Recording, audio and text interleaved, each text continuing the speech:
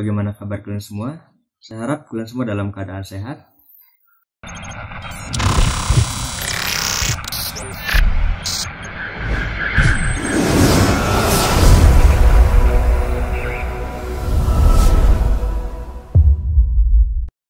Selamat datang di channel YouTube saya, Panji Semputra. Pada kesempatan kali ini, saya akan melanjutkan materi kimia kita, yaitu tentang sifat asam basa dan derajat keasaman atau pH. Seperti yang sudah kita ketahui, minggu lalu kita sudah belajar tentang konsep asam basa, di mana ada beberapa konsep yang telah kita pelajari. Ada teori asam basa Arrhenius, teori asam basa Bronsted-Lowry, dan teori asam basa Lewis. Jadi pada pertemuan kali ini kita akan lanjutkan ke sifat asam basa dan derajat keasaman. Oke, langsung saja kita masuk ke materi.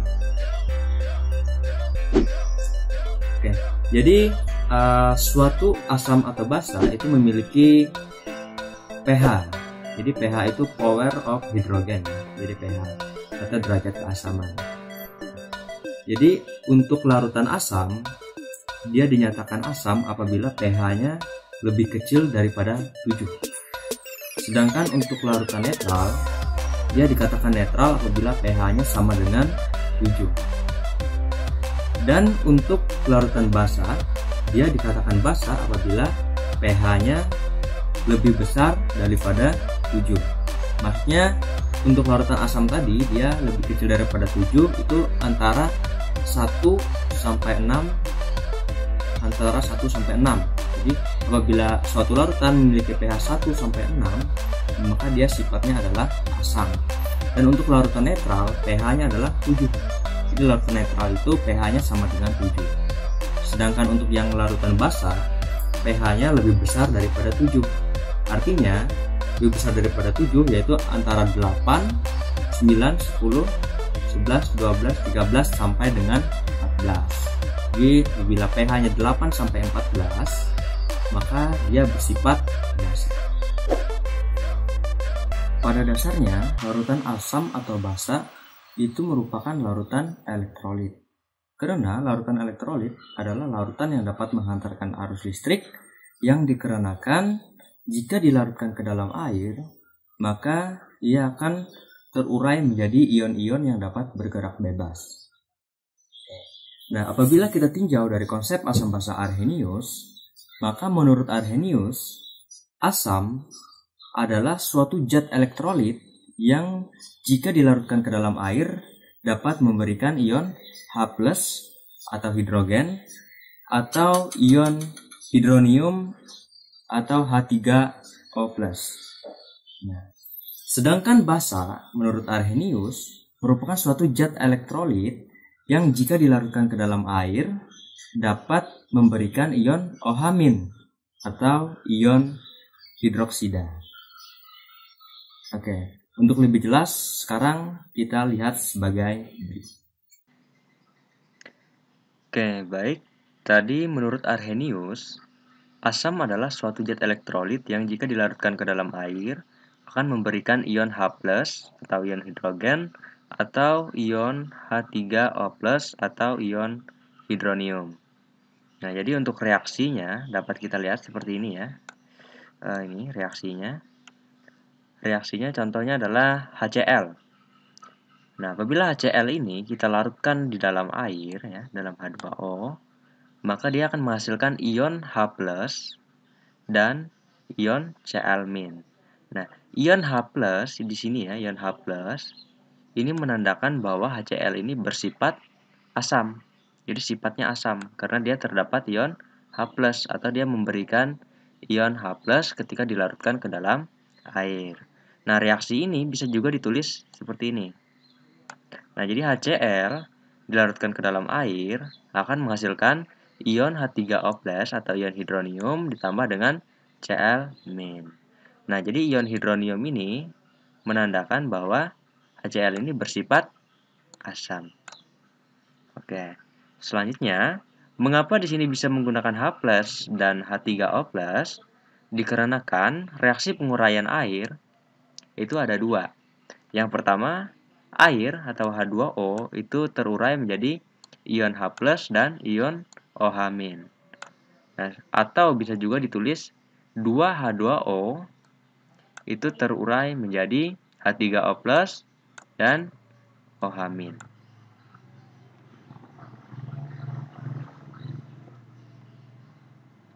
Baik, selanjutnya, sedangkan untuk basa menurut Arrhenius adalah suatu zat elektrolit yang jika dilarutkan ke dalam air akan memberikan ion OH- atau ion hidroksida.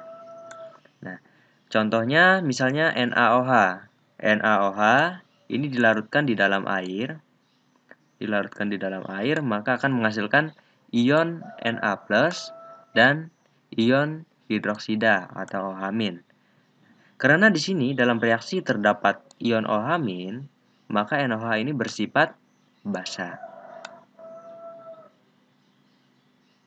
Oke. Mungkin sekian untuk konsep Arrhenius ya. Selanjutnya kita akan masuk ke konsep tentang tetapan kesetimbangan air. Oke, baik. Sekarang kita lanjut pada tetapan kesetimbangan air. Tetapan kesetimbangan air atau disimpulkan sebagai Kw. Nah, kita ketahui air merupakan elektrolit lemah ya. Mengapa dia disebut elektrolit lemah? Karena dalam air murni yang terurai menjadi ion itu sangat kecil. Nah, reaksi ionisasi dari air adalah sebagai berikut. Jadi reaksi ionisasinya H2O itu terurai menjadi ion H+ ditambah dengan ion hidroksida atau OH-. Atau bisa juga ditulis 2H2O menjadi H3O+ ditambah OH-. Nah, jadi kalau untuk penguraian air, reaksinya dia bukan reaksi searah ya, tapi dia reaksi bolak-balik atau reaksi kesetimbangan. Karena air ini dia tidak terurai semuanya, tapi dia hanya terurai sebagian. Dan dia dapat balik lagi. Setelah terurai, dia dapat balik lagi menjadi produk. Oke, selanjutnya, kesetimbangan air ini memiliki suatu tetapan. Namanya tetapan kesetimbangan air atau disimbolkan sebagai Kw ya. Nah, Kw ini adalah hasil kali konsentrasi konsentrasi ion H+ dan ion OH-, yaitu dirumuskan sebagai berikut.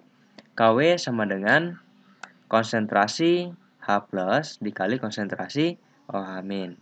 Nah, untuk tiap 1 liter air pada suhu kamar 25 derajat Celcius itu diperoleh konsentrasi H+ sama dengan 10 pangkat negatif 7 molar. Dan konsentrasi OH- sama dengan 10 pangkat negatif 7 molar. Nah, sehingga diperoleh harga Kw sama dengan 10 pangkat negatif 14 molar. Ini 14 ya. 10 pangkat negatif 14 molar. Pada suhu yang berbeda, maka harga Kw juga berbeda. Nah, jadi kalau pada suhu 25 derajat Celcius, harga Kw adalah 10 pangkat negatif 14 molar. Ini 14 kita perbesar dulu ya. Kita perbesar dulu supaya kelihatan.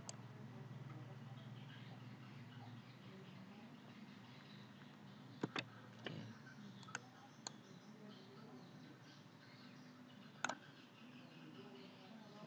14 ya. Nah, Kw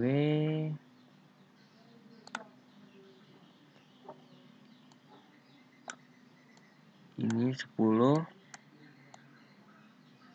pangkat negatif 14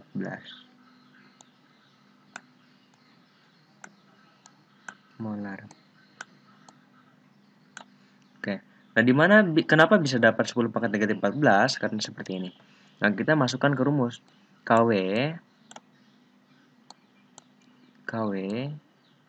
itu sama dengan konsentrasi H+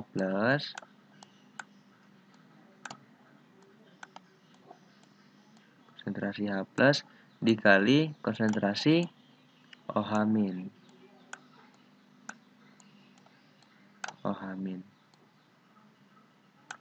Dikali konsentrasi OH-.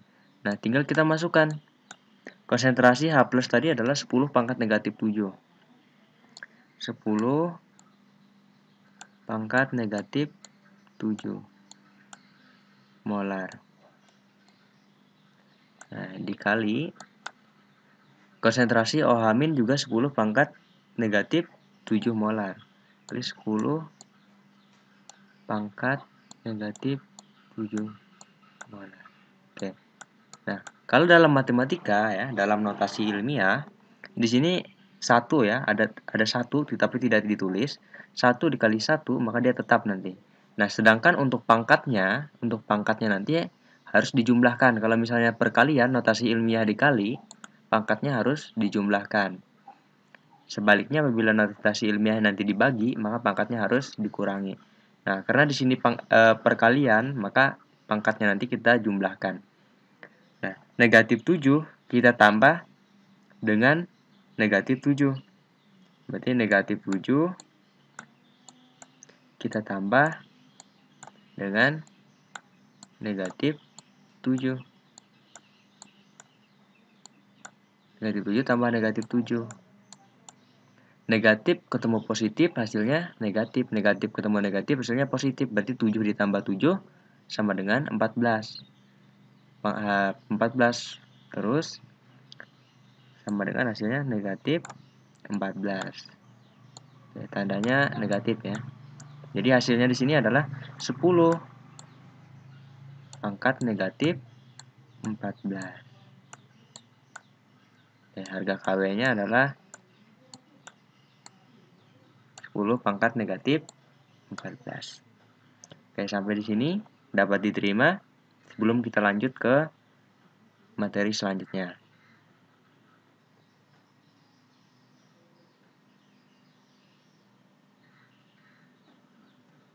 Oh ya, untuk tetapan keseimbangan ini perlu diingat ya, harga KW, karena ini ada kaitannya dengan konsentrasi dari H+ dan OH- nanti. Jadi untuk mempermudah kita dalam menentukan harga konsentrasi H+ dan konsentrasi OH- serta dalam menentukan nilai dari pH nanti. Sekarang kita lanjut.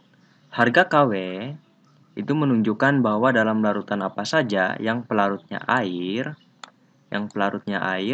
berlaku hasil kali konsentrasi ion H+ dan ion OH- adalah tetap. Jadi hasil kalinya tetap ya. Oke. Sekarang kita perhatikan persamaannya. Konsentrasi H+ dikali konsentrasi OH- itu sama dengan KW.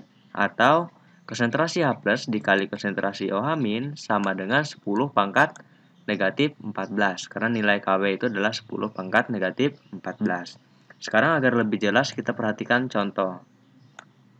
Oke. Dalam larutan asam, contohnya adalah dalam larutan asam HX 1,0 kali 10 pangkat negatif 4 molar terdapat konsentrasi H+ sama dengan 1,0 kali 10 pangkat negatif 4 molar. Oke, jadi konsentrasinya adalah 10 pangkat negatif 4 molar. Tentukanlah konsentrasi OH- dalam larutan HX tersebut. Oke, jadi yang ditanya adalah konsentrasi OH-. Nah, cara jawabnya adalah tinggal kita masukkan rumusnya terlebih dahulu. Konsentrasi H+ dikali konsentrasi OH- sama dengan KW. Nah, sekarang kita balik. H+-nya kan diketahui. Maka tinggal kita masukkan 1,0 kali 10 pangkat negatif 4, itu nilai H+, dikali nilai OH-nya yang belum diketahui, sama dengan nilai KW. KW itu nilainya 10 pangkat negatif 14. Nah, sekarang tinggal kita pindah ruas.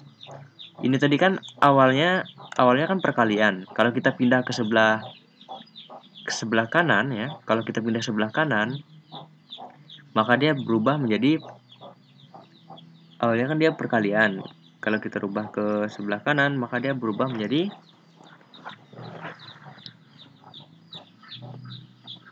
pembagian ya. Jadi dia berubah jadi pembagian.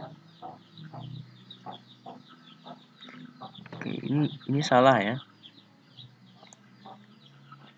Ini salah. Oke, jadi gini.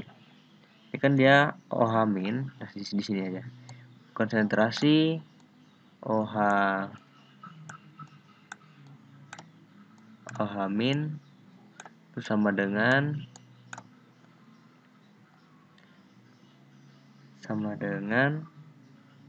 awalnya kan perkalian pindah ke sebelah jadi pembagian, berarti sama dengan 10 pangkat negatif 14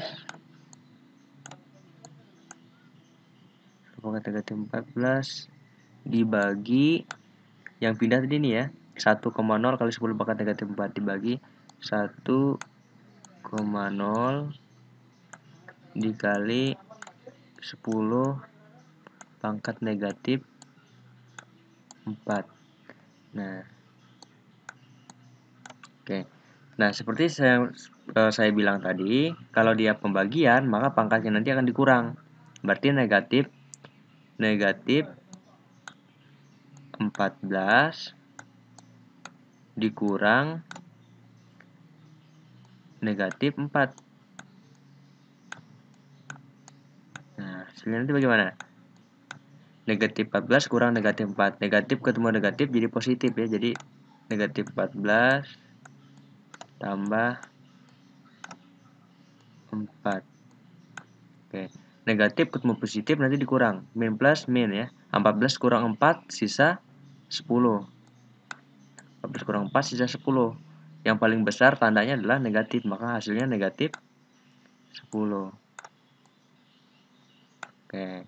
Maka di sini ini kan 1 ya. Satunya tetap 1,0 karena 1 bagi 1 ya. Di sini ada 1 tapi tidak ditulis. 1 bagi 1 kali 10 pangkat negatif 10 ya. 10 pangkat negatif 10. Nah, jadi ini hasilnya. Oke. Jadi konsentrasi OH- yang didapat adalah 1,0 kali 10 pangkat negatif 10. Oke, sampai di sini paham? Oke. Selanjutnya adalah indikator asam basa. Ya, jadi sifat keasaman atau kebasaan suatu larutan itu dapat ditentukan dengan menggunakan indikator asam basa. Nah, adapun indikator asam basa adalah suatu zat yang digunakan untuk mengetahui apakah suatu larutan itu bersifat asam ataupun bersifat basa atau netral. Nah, suatu senyawa dapat diketahui bersifat asam atau basa itu dapat diidentifikasi menggunakan indikator. Nah, di mana indikator adalah asam organik lemah atau basa organik lemah yang dapat berubah warna pada rentang harga pH tertentu. Jadi ketika indikator ini dimasukkan ke dalam suatu larutan asam ataupun larutan basa, maka dia dapat berubah warna pada rentang pH tertentu. Nah, indikator asam basa dapat digunakan untuk menentukan sifat keasaman atau kebasaan suatu larutan. Jadi dengan menggunakan indikator asam atau basa ini kita dapat mengetahui apakah suatu larutan yang kita uji itu bersifat asam atau bersifat basa. Oke, selanjutnya, larutan asam itu mempunyai pH lebih kecil dari 7 ya. Jadi lebih kecil dari 7 untuk larutan asam, misalnya 1 sampai 6. Nah, jadi kalau ada larutan yang nilai pH-nya 1 sampai 6 yang entah dia 1, 2, 3, 4, 5, 6 itu adalah sifatnya asam. Nah, larutan netral itu pH-nya selalu 7 sama dengan 7. Nah, sedangkan untuk larutan basa pH-nya lebih besar dari 7. Lebih besar dari 7 ini bisa 8 ya. 8 sampai dengan 14. Oke. Nah, selanjutnya terdapat dua jenis indikator yang digunakan untuk mengidentifikasi larutan asam dan basa. Yang pertama itu adalah indikator buatan dan indikator alami. Indikator buatan adalah indikator siap pakai yang sudah dibuat di laboratorium atau pabrik alat-alat kimia. Sedangkan indikator alami adalah indikator yang terdapat bebas di alam, yang dapat digunakan untuk menentukan sifat asam, basa, dan garam. Garam itu sifatnya netral. Ya. Oke, baik, lanjut. Tadi indikator asam basa dibagi menjadi dua. Yang pertama indikator buatan dan yang kedua adalah indikator alami. Sekarang kita masuk pada indikator buatan. Nah, indikator buatan itu indikator buatan merupakan indikator yang dibuat ya, yang sudah dibuat di pabriknya, pabrik kimia. Nah, indikator buatan yang sering digunakan untuk mengidentifikasi asam basa adalah kertas lakmus ya.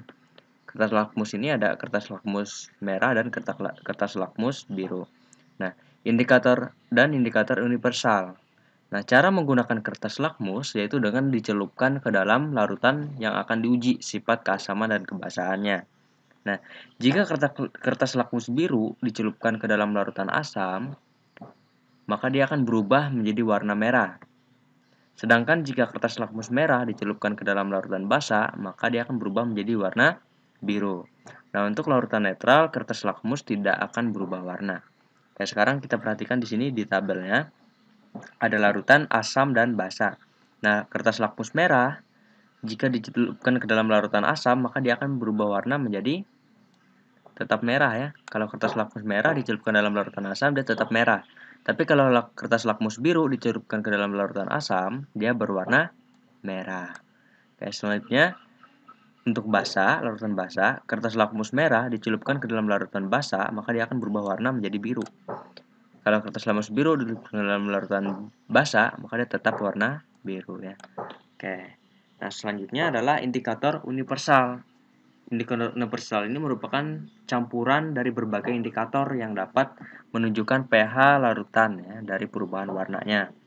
Nah, indikator universal ini sangat praktis digunakan untuk menunjukkan warna tertentu pada nilai pH tertentu juga.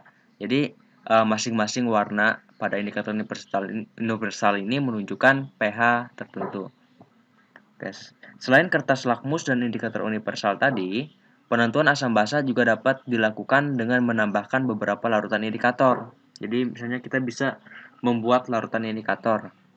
Misalnya, larutan indikator yang bisa kita gunakan adalah phenolphthalein atau indikator PP ya, dan bromtimol biru atau indikator BTB. Berikut merupakan tabel perubahan warna dan trayek pH dari beberapa indikator. Nah, sekarang kita perhatikan di sini ada indikator bromtimol blue, methyl orange, methyl red, phenolphthalein, timolphthalein. Oke. Nah, untuk bromtimol blue itu trayek pH-nya kisaran antara 6 sampai 7,6. Nah, warnanya asam ya. Untuk asam itu pada pH 6 tadi berwarna kuning, sedangkan untuk basa pada pH 7,6 berwarna biru. Nah, selanjutnya methyl orange, trayek pH-nya antara 3,1 sampai 4,4. Nah, untuk asam berwarna jingga ya. Untuk asam berwarna jingga pada pH 3,1, untuk basa berwarna kuning pada pH 4,4. Selanjutnya methyl red ya atau metil merah. Trayek pH-nya 4,4 sampai 6,2. Nah, warnanya untuk asam berwarna merah ya pada pH 4,4 dan untuk basa berwarna kuning pada pH 6,2. Selanjutnya phenolphthalein itu trayeknya 8,0 sampai 9,8. Nah, untuk asam pH-nya berwarna bening atau tidak berwarna pada pH 8,0 dan untuk basa pH-nya 9,8 atau berwarna pink ya, berwarna pink pada pH 9,8 untuk basa. Nah, selanjutnya untuk timolphthalein ya. Trayek pH-nya 9,3 sampai 10,5. Untuk asam dia tidak berwarna ya atau bening pada pH 9,3 dan untuk basanya dia berwarna biru pada pH 10,5. Oke, untuk lebih jelasnya kita lanjut ke contoh soal. Sekarang kita lanjut pada contoh soal untuk indikator buatan. Nah, soalnya di sini jika larutan X ditambah indikator metil ya, ini metil, ditambah indikator metil merah, maka dia berwarna kuning. ditambah indikator bromtimol biru berwarna biru, dan ditambah indikator phenolphthalein dia tidak berwarna. Nah, perkiraan pH larutan X tersebut adalah. Nah, jadi di sini kita disuruh untuk memperkirakan pH dari larutan X. Jika larutan X tadi diuji dengan 3 indikator. Indikatornya ada metil merah, bromtimol biru, dan phenolphthalein. Oke.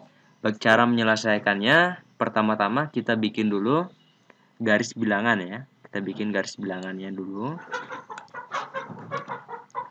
Bikin garis bilangan. Oke, selanjutnya, nah kita lihat untuk penambahan pertama. Penambahan pertama ditambah indikator metil merah, dia berwarna kuning. Nah, misalnya di sini indikator metil merah ya. Oke. Di sini indikator metil merah, kita lihat metil red ya, berwarna kuning. Nah, jadi kalau dia berwarna kuning berarti pH-nya adalah di sebelah kanan ya. Sebelah kanan 6,2. Berarti di sini 6,2. Oke. Lanjut. Sekarang penambahan kedua ditambah indikator bromtimol biru. Maka dia berwarna biru. Oke. Bromtimol blue ya. Nah, berwarna biru di sebelah kanan juga. Jadi 7,6. Kita tulis di sini 7,6. 7,6. Oke. Lanjut, penambahan ketiga ditambah indikator phenolphthalein. Dia tidak berwarna atau bening ya. Phenolphthalein di sini, phenolphthalein ya. Dia berwarna bening.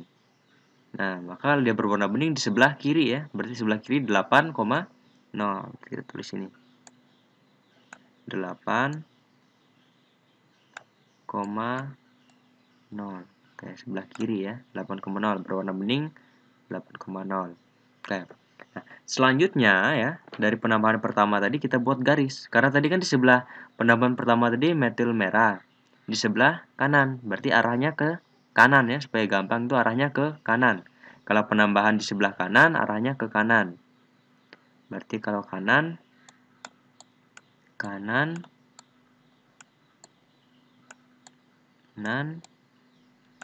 ini arahnya ke kanan ya.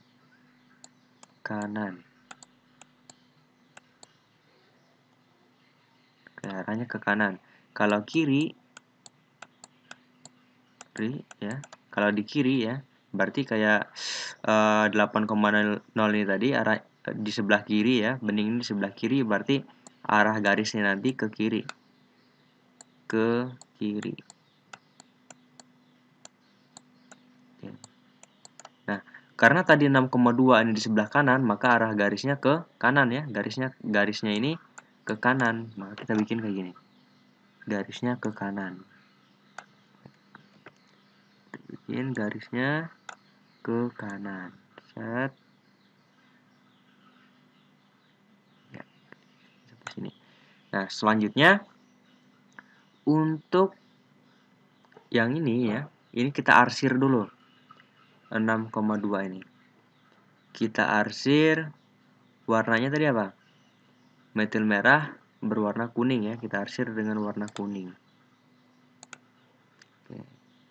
Ini kita bikin warna kuning ya, kita arsir. Set.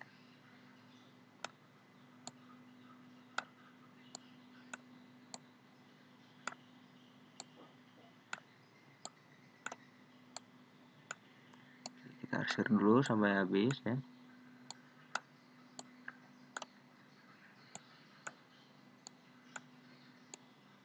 Oke, selanjutnya untuk penambahan kedua tadi ya, bromtimol biru berwarna biru di sebelah kanan juga. Nah, karena dia di sebelah kanan, kalau di sebelah kanan tadi kan garisnya ke kanan ya, garisnya ke kanan, maka ini ke kanan juga garisnya. Kita bikin lagi garis. Oke, warna hitam ya, kita warna hitam. Garis set.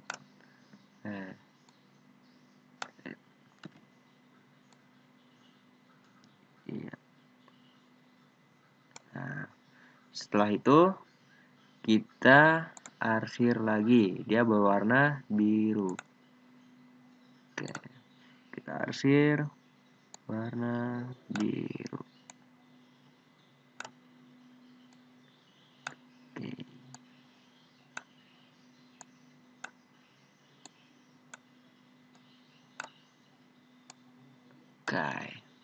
Oke, selanjutnya penambahan yang ketiga, dia phenolphthalein tidak berwarna.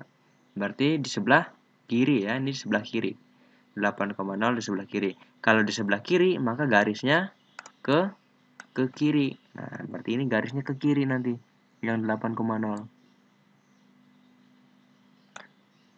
Kita warna hitam ya, biar mudah. Garisnya ke kiri. Oke. Setelah itu,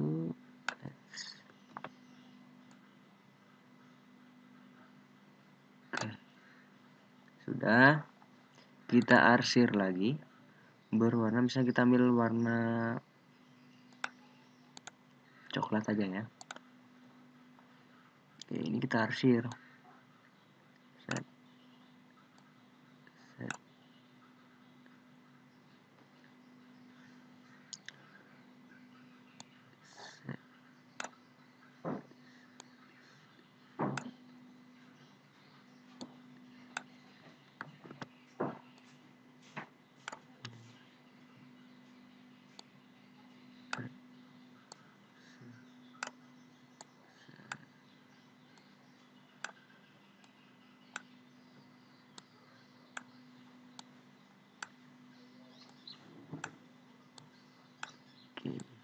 Oke, kalau sudah kita arsir semua,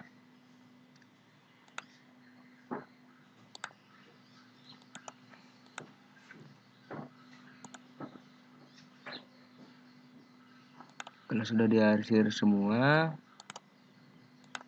sekarang tinggal kita lihat. Nah, jadi perkiraan pH-nya nanti yang semua kena warnanya. Jadi baik dari yang pH 6,2 ya, arsiran dari 6,2 tadi, arsiran dari 7,6 dan arsiran dari 8,0. Jadi yang terarsir kena semua. Ya, sekarang kita perhatikan. Coba dari 6,2 sampai 7,6. Kita lihat yang di sini. 6,2 sampai 7,6, arsirannya cuman ada coklat dan kuning ya. Coklat dan kuning. Berarti tidak kena semua ya. Sedangkan di sini harus semua itu adalah dari kuning, biru, dan coklat ya. Ada 3. Karena di sini cuma ada 2, berarti dia bukan ya. Bukan kisaran pH-nya. Bukan kisaran pH untuk larutan X. Nah, sekarang kita perhatikan lagi 7,6 sampai 8,0. Nah, kita lihat di sini. Dari 7,6, di sini ada warna kuning, warna biru ada juga, dan warna coklat juga ada. Jadi di sini kena semua ya. Di sini kena semua arsirannya. Nah, jadi yang kena semua itu sampai 8,0. Nah, artinya ya, kisaran pH-nya nanti di sini. Jadi di antara ini. Di antara 7,6 sampai 8,0. Jadi kisaran pH untuk larutan X adalah 7,0 sampai 8,0. Jadi pH X ya. Ya, larutan X di sini nanti. Karena di sini kena semua arsirannya. Nah, oleh karena itu dapat kita tulis ya, pH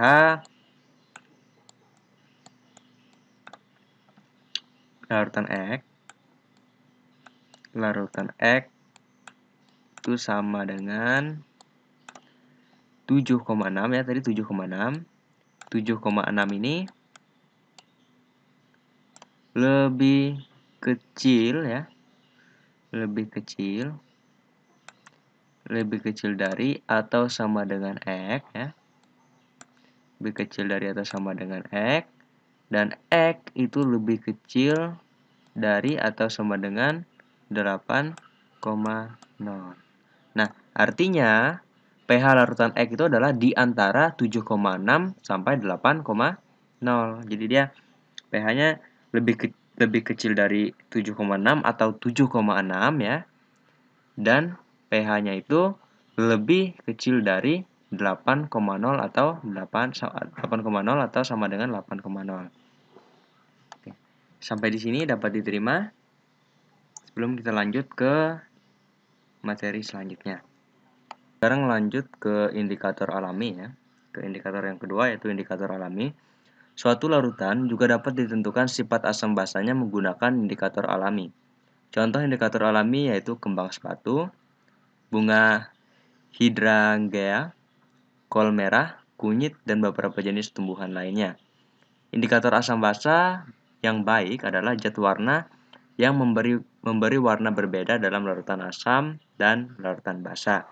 Jadi larutan indikator alami untuk asam basa itu yang baik adalah yang memberikan warna berbeda agar mudah dibedakan ya.